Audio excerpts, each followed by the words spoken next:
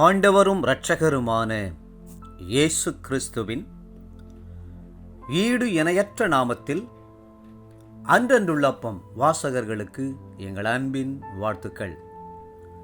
2024 ஆண்டு ஏப்ரல் மாதம் 29ஆம் தேதி திங்கட்கிழமைக்குரிய தின தியானம். இன்றைய தலைப்பு உம்முடைய வீட்டில். 84ஆம் சங்கீதம் 4ஆம் வசனம் சொல்கிறது, உம்முடைய வீட்டில் வாசமாயிருக்கிறவர்கள் பாக்கியவான்கள், அவர்கள் எப்பொழுதும் உம்மை துதித்துக் கொண்டிருப்பார்கள். வீடு என்று சொல்லும்போது அதற்கு முக்கியமாக 5 விளக்கங்கள் உண்டு. முதலாவது, நீங்கள் குடியிருக்கிற கூடாரமாகிய வீடு.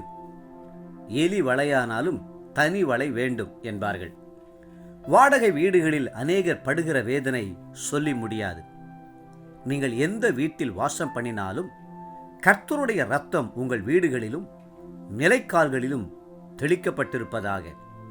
அது சங்காரத்தூதன் உள்ளே நுழையாதபடி பாதுகாக்கும். இரண்டாவது, வீடு என்று சொல்லும்போது அது குடும்பத்தை குறிக்கிறது.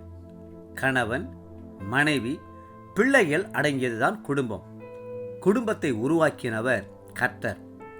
ஆதாமுக்கு ஏற்ற துணையாக ஏவாளை கொடுத்து ஆசீர்வதித்து பலுகி பெருகச் செய்த தேவன் உங்களுடைய வீட்டையும் ஆசீர்வதித்து மேன்மைப்படுத்துவார்.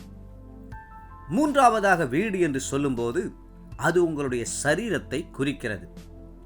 இந்த சரீரத்திற்குள் தான் நீங்கள் வாழ்கிறீர்கள். உங்கள் ஆவியும் ஆத்துமாவும் இந்த சரீரத்துக்குள் தான் குடியிருக்கிறது. நீங்கள் ரட்சிக்கப்பட்டு கிறிஸ்துவை ஏற்றுக்கொள்ளும் போது உங்கள் சரீரம் கர்த்தருடைய வீடாக, ஆலயமாக, வாசஸ்தலமாக மாறுகிறது. வேதம் சொல்லுகிறது, கொலோசையர் 1:27, கிறிஸ்துவானவர் மகிமையின் நம்பிக்கையாக உங்களுக்குள் இருப்பதே அந்த ரகசியம். நான்காவது, வீடு என்று சொல்லும்போது அது கர்த்தருடைய ஆலயத்தை குறிக்கிறது. அங்கே ஊழியக்காரர்களும் விசுவாசிகளும் கர்த்தரை ஆவியோடும் உண்மையோடும் தொழுது கொள்கிறார்கள். அங்கே கர்த்தரை சந்திக்கிறோம், அவருடைய பிரசன்னத்தை உணர்கிறோம். கர்த்தரும் நமது ஜெபத்தை கேட்டு நம்முடைய தேவைகளையெல்லாம் சந்தித்து ஆசீர்வதித்து தமது ஆலயத்தின் சம்பூர்ணங்களால் நிரப்பி அனுப்புகிறார். தாவீது ராஜா சொல்லுகிறார், 122ஆம் சங்கீதம் 1 வசனத்தில், கர்த்தருடைய ஆலயத்திற்கு போவோம் வாருங்கள் என்று எனக்கு அவர்கள் சொன்னபோது மகிழ்ச்சியாயிருந்தேன்.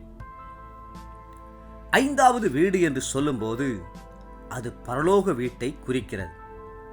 நித்திய வாசஸ்தலங்களை குறிக்கிறது. வேதம் சொல்கிறது, பிலிப்பியர் 3:20, நம்முடைய குடியிருப்போ பரலோகத்தில் இருக்கிறது, அங்கே இருந்து கர்த்தராயிருக்கிற இயேசு கிறிஸ்து எனும் இரட்சகர் வர எதிர்பார்த்து கொண்டிருக்கிறோம். இயேசு கிறிஸ்து சொன்னார், என் பிதாவின் வீட்டில் அநேக வாசஸ்தலங்கள் உண்டு, அப்படி இல்லாதிருந்தால் நான் உங்களுக்கு சொல்லியிருப்பேன். ஒரு ஸ்தலத்தை உங்களுக்காக ஆயத்தம் பண்ண போகிறேன். நான் போய் உங்களுக்காக ஸ்தலத்தை ஆயத்தம் பண்ணின பின்பு நான் இருக்கிற இடத்திலே நீங்களும் இருக்கும்படி நான் மறுபடியும் வந்து உங்களை என்னிடத்தில் சேர்த்து கொள்ளுவேன். யோவான் 14ஆம் அதிகாரம் 2-3 வசனங்கள். சங்கீத புத்தகம் முழுவதும் பூமியிலே கர்த்தரை துதிக்கும் துதிகளினால் நிரம்பி இருக்கிறது. வெளிப்படுத்தின விசேஷம் முழுவதும் பரலோகத்தில் கர்த்தரை துதிக்கிற துதிகளினால் நிரம்பி இருக்கிறது. தேவ பிள்ளைகளே, நாம் பூமியிலும் விசுவாசிகளுடன் கர்த்தரை துதிப்போம், பரலோகத்திலும் கர்த்தரை துதிப்போம்.